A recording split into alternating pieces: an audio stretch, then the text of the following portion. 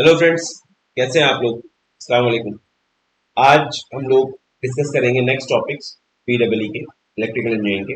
Last time हम लोगों ने क्या क्या डिस्कस किया था, याद है ना आप लोगों को। हमारे अभी सेकेंड यूनिट हम लोगों ने स्टार्ट करती है, इसमें हमने सिंपल इलेक्ट्रोस्टैटिक्स डिस्कस किया था। उसके बाद चार्जिंग और डिस्कस चार्जिंग ऑफ कैपेसिटर्स हम लोगों ने डिस्कस किया। ठीक है, तो आज हम लोग डिस्कस करेंगे बेसिक एसी फंडामेंटल्स, जो हमारे एसी करंट होती है। एसी और डीसी का फर्क पता है तुम लोगों को? जो नहीं पता तो वो भी डिस्कस करेंगे, कोई प्रॉब्लम नहीं। एसी के फंडामेंटल्स हम लोग डिस्कस करेंगे। ये आपके सिलेबस के टॉपिक है, sinusoidal voltages and currents, mathematical and graphical representation of them, and instantaneous value, cycle, time period क्या होता है, फ्रीक्वेंसी क्या होती है, और एम्पलीट्यूड और पीक वैल्यू क्या होती है हमारे पास। ठीक है, चलिए स्टार्ट करते हैं इसको हम लोग। तो जब भी हम लोग एसी की बात करते हैं तो एक आदमी है निकोला टेस्ला, उसकी बात हमेशा आती है, क्योंकि ये इसने एसी को, एसी का जनरेशन जो है वो टेस्ला का उसमें बहुत बड़ा हाथ था। अभी आज भी पावर प्लांट में जितने भी एसी के लिए जनरेटर टरबाइन जितने भी यूज होते हैं, वो सब टेस्ला के ही डिजाइन किए हुए। ठीक है, जो टेस्ला का डिजाइन था टरबाइन के लिए, वही है। ये भी एज यूजुअल बहुत अच्छा आदमी था, फेराडे की तरह। लास्ट टाइम मैंने बताया था कि फेराडे, ये टेस्ला वही टेस्ला है जिसके नाम पे एलॉन मस्क ने अपनी कंपनी का नाम रखा है, टेस्ला। सही है, तो ये इसका नाम था पूरा निकोला टेस्ला। तो एसी जनरेटर का इन्होंने आविष्कार किया था, इन्वेंट किया था। तो इनकी भी कहानी बड़ी इंटरेस्टिंग है। इंटरेस्टिंग और थोड़ी दुख भरी। दुख भरी इसलिए कि फेराडे तो फिर भी, मतलब फेराडे का लास्ट टाइम बहुत अच्छा था।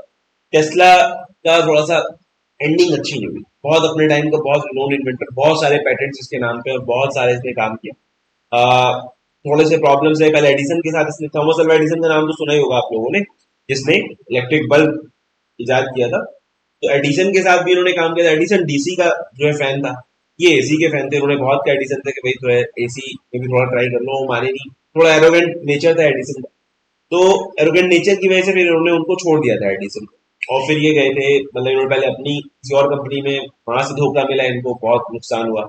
उसके बाद जो है फिर वेस्टिंग हाउस एक कंपनी, आज भी वो कंपनी है वेस्टिंग हाउस, और वो इलेक्ट्रिक अप्लायंसेस बनाती है, होम अप्लायंसेस। तो वो मिस्टर वेस्टिंग हाउस थे, उन्होंने फिर इनको हायर किया।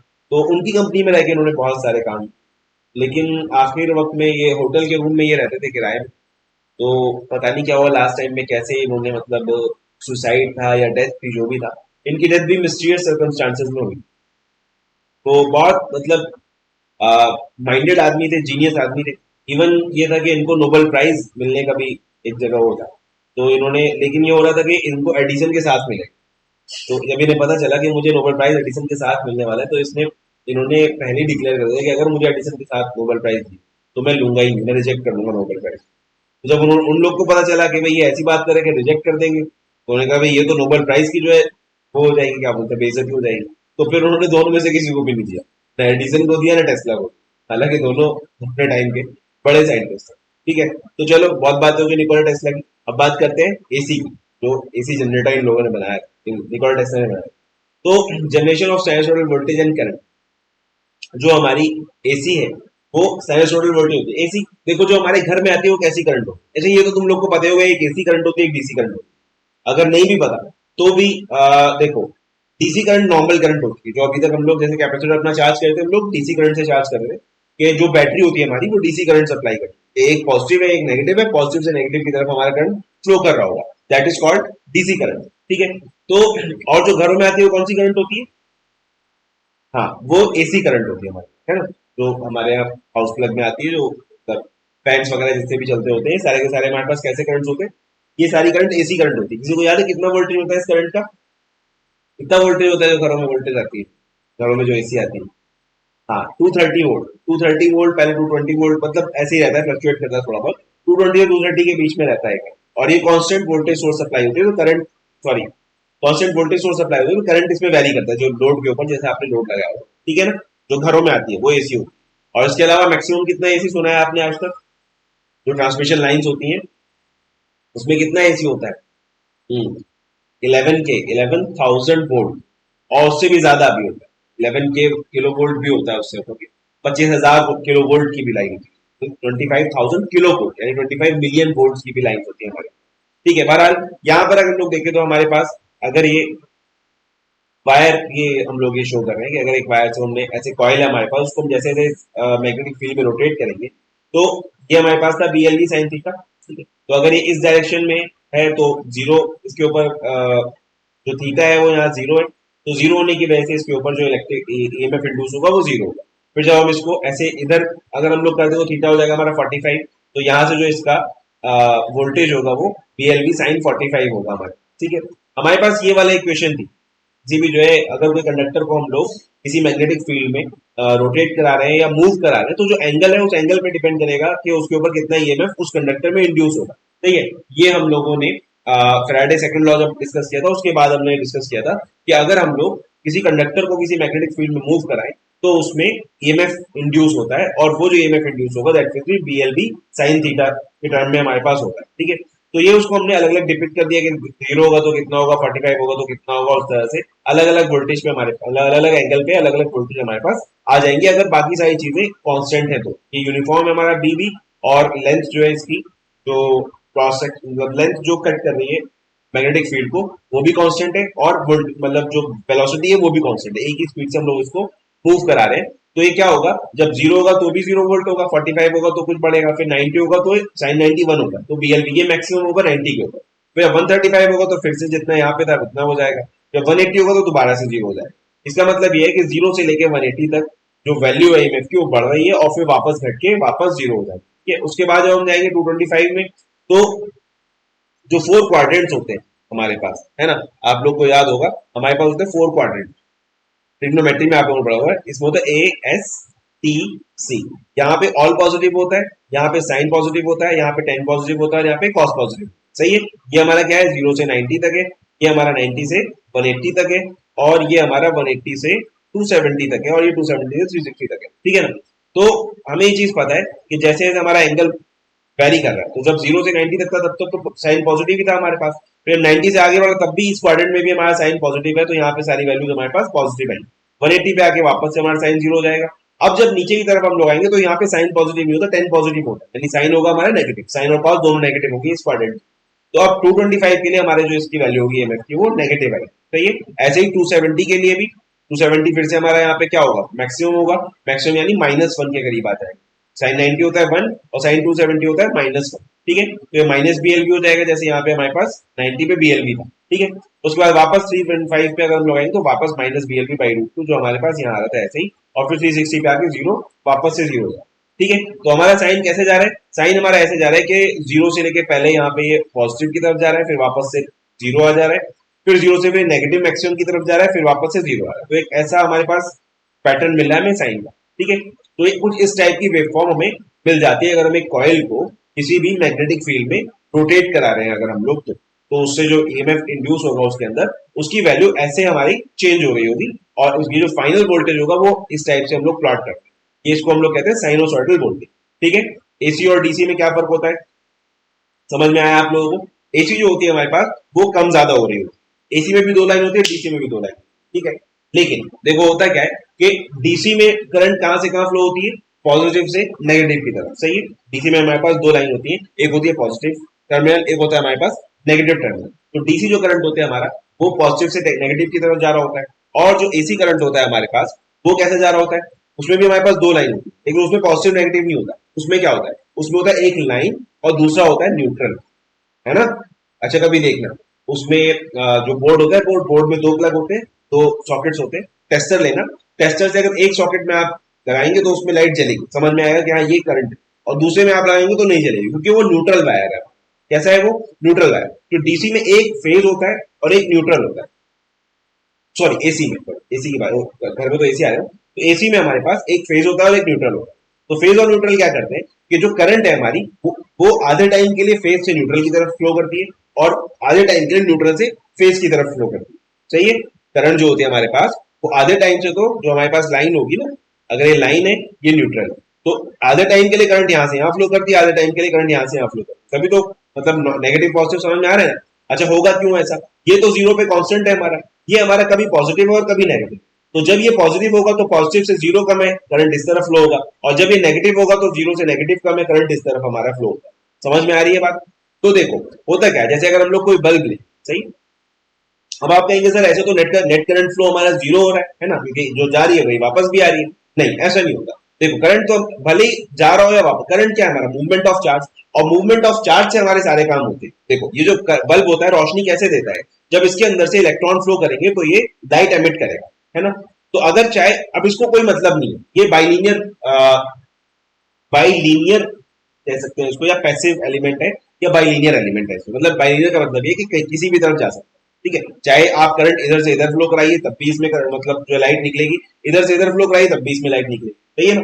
तो जब करंट इधर से इधर जाएगी तो भी ये चलेगा, जब इधर से इधर जाएगी तो भी ये इल्यूमिनेट होगा। और इस इल्यूमिनेट होने में क्या होगा, पावर डिसिपेट होगा। रेजिस्टर जो होता है पावर को डिसिपेट करता है ना। लास्ट टाइम हम लोगों ने डिस्कस किया था कि रेजिस्टर जो होता है पावर को किस फॉर्म में डिसिपेट करता है, हीट के फॉर्म में। जब रेजिस्टर होता है, जैसे ये हमारा क्या है, बल्ब के अंदर क्या होता है हमारे पास, बल्ब के अंदर एक हाई रेजिस्टेंस वायर होता है कि जब उसके अंदर करंट फ्लो होता है वो गर्म होता है, इतना गर्म होता है कि रेड हॉट हो जाता है ना। और उसमें हम लोग क्या फिल करते हैं, नोबल गैसेस, मतलब इनर्ट गैसेस हम लोग फ्लो करते हैं जो उससे रिएक्ट ना करें। अगर वो बल्ब फूट जाए, अगर बल्ब को आप चटका दिए, फिलामेंट को ऐसे नहीं दिए, जैसे ही आप उसमें करंट फ्लो कराएंगे वो जल जाएगा। क्यों, क्योंकि ऑक्सीडेशन हो रहा है, इतना गर्म है, गर्म होने की वजह से उसको ऑक्सीजन मिलेगी, ऑक्सीडेशन हो जाएगा, आग लग जाएगी उसके अंदर, सही है। जब तक उसमें ऑक्सीजन नहीं है, जब तक उसमें इनर्ट गैस हमने लगा रखी है, तब तक वो बल्ब वैसा का वैसा इंटैक्ट रहता है, रोशनी देता रहता है। समझ में आ रहा है मैं क्या कह रहा हूँ। तो चाहे जो है करंट इधर से इधर फ्लो कर रही हो, चाहे करंट इधर से इधर फ्लो कर रही हो, दोनों कंडीशन में इसको करंट मिल रही है, इलेक्ट्रॉन यहाँ से फ्लो हो रहा है, उसकी वजह से ये इल्यूमिनेट कर रहा है और बल्ब हमारा जल रहा है। समझ आई बात। तो ये एसी जो है उसमें हमारे पास दो टर्मिनल होंगे, एक लाइन होगा एक न्यूट्रल होगा।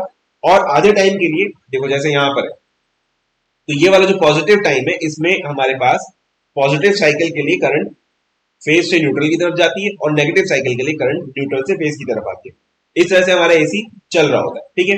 तो मैथमेटिकल एक्सप्रेशन हमारे पास इसके लिए क्या हुआ, जो हमारे पास BLV साइन थीटा था, ठीक है। तो इसको हम लोग, ये जो हमारे पास एक साइन वेव आती है, इसको हम लोग एक्सप्रेस करते हैं इस वाले से, कि V equals to VM sine omega T, जहां VM है हमारा मैक्सिमम एम्पलीट्यूड।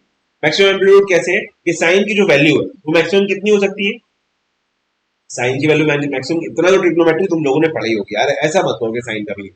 साइन की मैक्सिमम वैल्यू कितनी होती है, 1। कॉस की मैक्सिमम वैल्यू कितनी होती है, 1। ऑब्वियस सी बात है। टेन की मैक्सिमम वैल्यू भी 1 होती है हमारे पास, सही। तो अगर इस साइन की मैक्सिमम वैल्यू भी हम लोग रखें तो 1 होगा। तो अगर साइन की मैक्सिमम वैल्यू 1 है तो इसका मतलब हमारे पास वोल्टेज कितना होगा, VM होगा।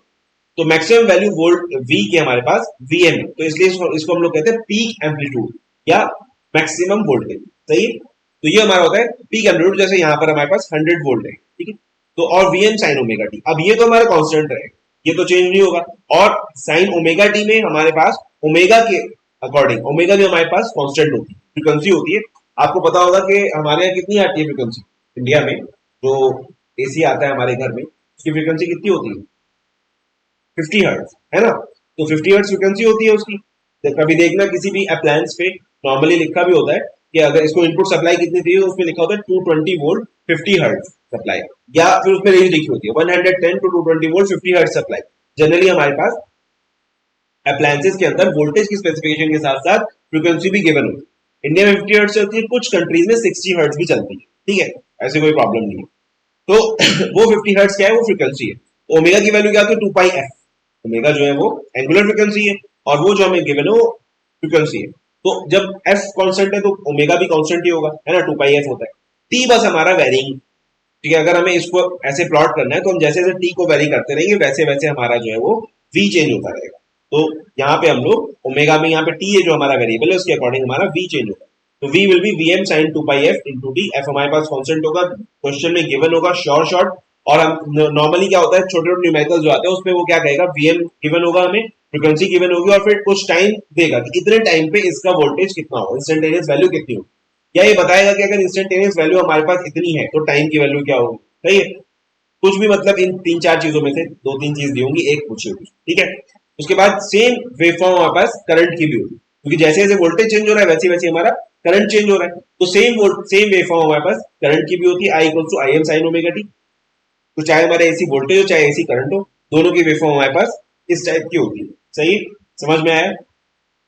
चलो अब इस वेवफॉर्म में कई सारी चीजें होती है ना।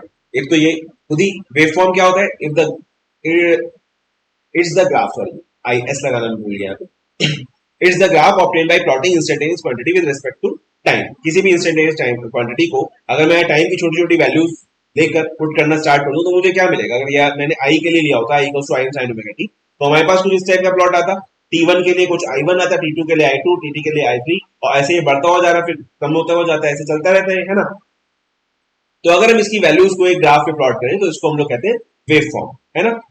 वेव फॉर्म तो आप लोग जानते ही हैं, किसी भी चीज को अगर हम लोग, किसी भी टाइम वेरिंग क्वांटिटी को अगर हम लोग, बल्कि किसी भी टाइम वेरिंग क्वांटिटी को अगर हम लोग पेपर पे प्लॉट करें एक्स और वाई एक्सेस में, तो उसको हम उसकी वेव फॉर्म कहते हैं, है ना। तो इसके अलावा और क्या होता है, बल्कि ये है कि कोई पीरियोडिक क्वांटिटी होगी तो उसकी वेव फॉर्म भी पीरियोडिक होगी हमारे पास, है ना। बार बार जैसे हमारे पास ये पीरियोडिक है, बार बार जो है इसकी वेव फॉर्म रिपीट होती है, नहीं। फिर इसमें और चीजें क्या होती है, हमारे पास साइकिल होता है। साइकिल क्या होता है, एक साइकिल क्या होता है किसी भी क्वांटिटी का, ये जितने, मतलब जितने टाइम में कह सकते हैं, या जितनी क्वांटिटीज में वो अपने आप को रिपीट कर रहे हैं। एक साइकिल मतलब जहां से चला था फिर घूम के वो वापस वहीं आ गया, तो ये इसका कंप्लीट एक साइकिल हुआ, सही है ना। अब ये डिपेंड करता है कि अगर ये हमारा, फिर ये जो साइकिल है, ठीक है, एक साइकिल हमारा क्या है कि जहां से हमारी क्वांटिटी चली वापस से पूरा कंप्लीट करके वो वापस से वहीं आ जाए, फिर से वो शुरू करे, तो वो हमारा एक साइकिल। अब ये जो साइकिल है इस पे डिपेंड करता है हमारा टाइम पीरियड, कि जितने टाइम में ये अपने साइकिल को कंप्लीट कर रहा है वो इसका क्या है, टाइम पीरियड। समझ आई बात। जितने टाइम में हमारा जो वेवफॉर्म है वो एक साइकिल को कंप्लीट कर रहा है उसको हम लोग कहते हैं इसका टाइम पीरियड। और अगर ये क्वांटिटी वेवफॉर्म है, अगर हमारे पास नॉर्मल वेव में, तो हमारे पास वहां पे वेवलेंथ भी होती है, ठीक है। क्योंकि यहाँ तो ये सिंपल एक क्वांटिटी टाइम के साथ वेरी कर रही है, यहाँ पे हमारे साथ प्रॉब्लम नहीं है, लेकिन जो वेव वेव जो ट्रेवल कर रही होती है तो उसमें हम डिस्टेंस भी लेते हैं कि कितने डिस्टेंस पे इसका एक साइकिल कंप्लीट हो रहा है, तो वो वेव फॉर्म मतलब वो हमारा वेवलेंथ है। यहाँ पे हमारे पास वेवलेंथ नहीं है, ठीक है, ये हमारे पास टाइम वेरिंग क्वांटिटी है, सिर्फ इलेक्ट्रिकल क्वांटिटी है। तो यहाँ पे हमारे पास वेवफॉर्म है, वेवफॉर्म के बाद हमारे पास इसका साइकिल है, साइकिल यानी कि जितना जितने टाइम में अपने पूरी क्वांटिटी को कंप्लीट करके वापस से दोबारा से स्टार्ट कर, ठीक है। ये हमारा साइकिल हो गया। फिर इंस्टेंटेनियस वैल्यू, तो ये जो v है ये इसकी इंस्टेंटेनियस वैल्यू, मैंने बताया था ये क्या है, ये इसकी मैक्सिमम वैल्यू है या पीक एम्पलीट्यूड कहते हैं इसको। और ये जो v है ये इसकी इंस्टेंटेनियस वैल्यू। इंस्टेंटेनियस वैल्यू क्यों है कि हम t की किसी भी, कोई भी हमारे इंस्टेंट किसे कहते हैं, इंस्टेंट टाइम इंस्टेंट, इस इंस्टेंट पे मैं यहाँ पे बैठा हूँ, राइट, तो ये मेरी वैल्यू है जो भी टाइम इस वक्त में हो रहा है। तो इस टाइम पे मेरी वैल्यू क्या है कि मैं यहाँ पर बैठा हूँ, हो सकता है अगले टाइम पे मैं कहीं और। अच्छा, अगर मेरा एक कंप्लीट साइकिल है ना, मैं उस साइकिल को रिपीट करता हूँ कि मैं सुबह 8 बजे कॉलेज जाता हूँ, फिर दोपहर में 1 बजे लंच के लिए वापस आता हूँ, फिर मैं 2 बजे फिर वापस जाता हूँ, फिर शाम को 4 बजे फिर जो है कॉलेज से मैं वापस घर आया था। तो मेरे, अगर किसी को मेरी इंस्टेंटेनियस वैल्यू पता करनी हो और उसको अगर मेरा साइकिल पता हो कि मेरा साइकिल कैसे चल रहा है, तो वो इजिली प्रेडिक्ट कर सकता है कि सर इस वक्त कहाँ बैठे, है ना। कि अगर वो क्या करेगा, टाइम की वैल्यू देखेगा। अगर उसको पता करना है इंस्टेंटेनियस वैल्यू मेरी क्या, तो वो टाइम की वैल्यू देखेगा। टाइम क्या है, 11 बजे, इसका मतलब सर कॉलेज में हूँ, ठीक है। टाइम क्या है, 12 बजे, इसका मतलब सर क्लास में लेक्चर ले रहा हूँ, क्योंकि वो मेरा एक पीरियड सेट है, उसी साइकिल पे मैं रन कर रहा हूँ। तो अगर किसी को पता करना है मेरी इंस्टेंटेनियस वैल्यू क्या है, तो वो टाइम की वैल्यू रखेगा, वो जो टाइम है उस पर टाइम की वैल्यू रखेगा, और वहां से उसको पता चल जाएगा कि इस वक्त में मेरी वैल्यू क्या होगी, मतलब मैं कहाँ पर हूँ, मैं घर पे हूँ, कॉलेज में हूँ या क्लास में हूँ। सेम वे में यहाँ पे हम लोग उस टाइम इंस्टेंट की वैल्यू हम लोग यहाँ पे रखेंगे, और उसकी वैल्यू इस फॉर्मूले से हमें मिल जाएगी, जिसको हम लोग कहते हैं इंस्टेंटेनियस वैल्यू, ठीक है। चाहे वो वोल्टेज के लिए हो चाहे करंट के लिए, और करंट के लिए फाइंड कर रहे हैं तो करंट की इंस्टेंटेनियस वैल्यू है, वोल्टेज के लिए फाइंड आउट करें तो वोल्टेज की इंस्टेंटेनियस वैल्यू, ठीक है। यही सारी चीजें हमारे पास यहाँ पर लिखी हुई है, ठीक है। अब ये चीज है कि इंस्टेंटेनियस क्वांटिटी जो है वो हम लोग स्मॉल लेटर से डिनोट करते हैं, और जो डीसी क्वांटिटीज होती है, कांस्टेंट क्वांटिटीज होती है, उसको हम लोग कैपिटल लेटर से डिनोट करते हैं, ठीक है। ये हमारा वन साइकिल हो गया, ये मैक्सिमम एम्पलीट्यूड हो गया, ठीक है। एक साइकिल जो है वो साइनोसॉइडल का, वो कितना 360 डिग्री में कंप्लीट कर रहा था ना, साइन वेव हमारी, 0 से लेके 90, फिर 270, 90 से लेके 180, 180 से 270, 270 से फिर 360 जा रहा था हमारा, है ना। तो 360 में 360 होता है हमारा 2 पाई, यानी कि 0 से लेके पाई तक पॉजिटिव हाफ साइकिल होगा, पाई से लेके 2 पाई तक हमारा नेगेटिव हाफ साइकिल होगा, सही है। ये तो पता है ना, 360 को 2 पाई कहते हैं, 180 को पाई कहते हैं। मतलब अगर हम लोग एंगुलर में कन्वर्ट करेंगे तो हमारा 180 हो जाएगा एंगुलर में पाई, है ना। और अगर 360 मतलब 360 को कन्वर्ट करेंगे अगर डिग्री से रेडियन में, तो हमारा वो 2 पाई आएगा, ठीक है ना। तो चलो ये फिर हमारा साइकिल हो गया। Each repetition of complete set of changes undergo by alternating quantity is called cycle. One complete alternation of the set of the value of current और वोल्टेज इज कॉल्ड साइकिल, ठीक है। जो उसके सारे के सारे वैल्यूज है उसको कंप्लीट करके फिर वापस वहीं आ गया, उसको हम लोग साइकिल कहते हैं, ठीक है। टाइम पीरियड, वही एक साइकिल को कंप्लीट करने में इतना टाइम लग रहा है, वो हमारा टाइम पीरियड हो गया। फ्रीक्वेंसी क्या है, फ्रीक्वेंसी का मतलब है कि एक सेकंड में कितने साइकिल कंप्लीट कर रहा है, ठीक है। एक सेकंड में कितनी बार हमारा जो वोल्टेज है वो कितनी बार अपने साइकिल, कितने साइकिल को कंप्लीट कर लेता है एक सेकंड में, कितनी बार अपनी सारी अपने सारे वैल्यूज को रिपीट कर रहा है एक सेकंड के अंदर, है ना। जैसे कि किसी की पलक झपकाने की, कोई अगर पलक झपकाए बहुत तेजी से भी झपकाए तो एक सेकंड में कितनी बार झपका ले, 3 बार झपका लेगा, 4 बार झपका लेगा, 5 बार झपका लेगा, 10 बार तो नहीं झपका पाएगा। अगर एक सेकंड में कोई 10 बार पलक झपकाए तो समझ में ही नहीं आएगा कि इसने बंद कर रखी है आंखें खोल रखी, समझ नहीं बात। तो अगर उसकी वो 5 बार भी मैक्सिमम अगर झपका लेता है, अगर वो 5 बार झपकाए कॉन्स्टेंट उससे, तो हम कह सकते हैं कि इसके पलक झपकाने की फ्रिक्वेंसी है 5, मतलब जो झपकाने की फ्रिक्वेंसी 5 साइकिल्स पर सेकंड है, कि 5 बार एक सेकंड में 5 बार एक झपकाता है पलक, तो इसको हम लोग कहेंगे 5 हर्ट्ज या 5 पर सेकंड। ठीक है, तो इसको हम लोग क्या कहते हैं 5 हर्ट्ज, फ्रीक्वेंसी की वैल्यू होती है हमारे पास 5 हर्ट्ज। जैसे हमारे पास 50 हर्ट्ज, मैंने कहा ना फ्रीक्वेंसी होती है हमारे पास जो यहाँ पर आती है सप्लाई में, वो होता है 50 हर्ट्ज। ठीक है, तो 50 हर्ट्ज फ्रीक्वेंसी का मतलब क्या है कि हमारा जो वोल्टेज है वो एक सेकंड में 50 साइकिल्स अपने कंप्लीट कर रहा है। ठीक है, फ्रीक्वेंसी समझ में है, फ्रीक्वेंसी होता है जस्ट 1/टाइम पीरियड। ठीक है, फ्रीक्वेंसी की वैल्यू 1/टाइम पीरियड है, क्योंकि टाइम पीरियड क्या था हमारा, एक साइकिल में कितना टाइम लग रहा है, सही है। तो अगर उसी को हम 1 कर देंगे, इसका मतलब एक सेकंड में कितने साइकिल हो रहे हैं वो हमें पता चल जाएगा। तो F इक्वल्स टू 1/T होता है हमारे पास। ठीक है, फिर हमारे पास है एंगुलर फ्रीक्वेंसी। इसी एंगुलर फ्रीक्वेंसी क्या है हमारे पास, F, कि एक सेकंड में कितने साइकिल कंप्लीट कर रहा है। इसी को आप 2 पाई से मल्टीप्लाई कर दिए, हमारे पास बस इतनी सी बात है। It's the frequency expressed in electrical radiance पर सेकंड, इतना सा है बस, एक लाइन की इसकी डेफिनेशन है। कभी कभी ऐसा होता क्या है कि वो 5 मार्क्स के क्वेश्चन में एक एक 4-5 डेफिनेशन पूछ ले और एक एक मार्क्स की वो होती है। तो आपको क्या करना है, एक ये वाला डायग्राम बनाना है, बस इस टाइप का एक डायग्राम बनाना है, इसी में साइकिल, इसी में एम्पलीट्यूड, इसी में इंस्टेंटेनियस वैल्यू सब बता देना, वो मैं दिखाऊंगा लास्ट में आपको, एक डायग्राम है हमारे पास। ठीक है, इसी में फ्रीक्वेंसी हम लोग सब लोग यहीं पे डालते हैं। एंगुलर फ्रीक्वेंसी हमारी क्या होगी कि one cycle of an alternating current is spanned 2 electrical radii. The angular frequency is given by 2 pi f omega equal to 2 pi f radian per second. ठीक है, f को हम लोग 1/t रख देंगे, 2 pi f t हो जाएगा। ठीक है, चलिए ये हमारे पास आ गया एंगुलर फ्रीक्वेंसी। फिर हमारे पास मैक्सिमम वैल्यू मैंने बताया था, ये जो पीक एम्पलीट्यूड होता है इसको हम लोग मैक्सिमम वैल्यू करते हैं। ये हमारा फाइनल डायग्राम तो मैंने बताया था आपको कि अगर हमारे पास एग्जाम में अगर वो पूछता है कई सारी वैल्यू, यही सारी डेफिनेशन एक साथ पूछ लेगा 5 मार्क्स का क्वेश्चन, तो आपको ये एक डायग्राम बनाना है बस, और सारी जो डेफिनेशन है वो एक एक लाइन में उसको कंप्लीट करते चलेगा। इस डायग्राम में हमारे पास सब कुछ है। ये हमारा ए मैक्स है। ठीक है, अगर वोल्टेज के लिए पूछा है तो यहाँ बी लिख देंगे हम लोग। ये हमारा मैक्सिमम एम्पलीट्यूड है, ये हमारा एक साइकिल है। ठीक है, और ये हमारा टाइम पीरियड है, जितने साइकिल में जितने टाइम में पूरा का पूरा टाइम कंप्लीट कर रहा है, तो इसको हम लोग कहते हैं पीरियोडिक टाइम, टाइम पीरियड कहते हैं। ठीक है, ये हमारा होगा टाइम पीरियड, और ये इंस्टेंटेनियस वैल्यू हो गई A M sine omega T या v equals to B M sine omega T. ठीक है, इसके अलावा ये हमारे पास रेडियन में वो चल रहा है, हमारे पास यहाँ पे रेडियन में टाइम चल रहा है।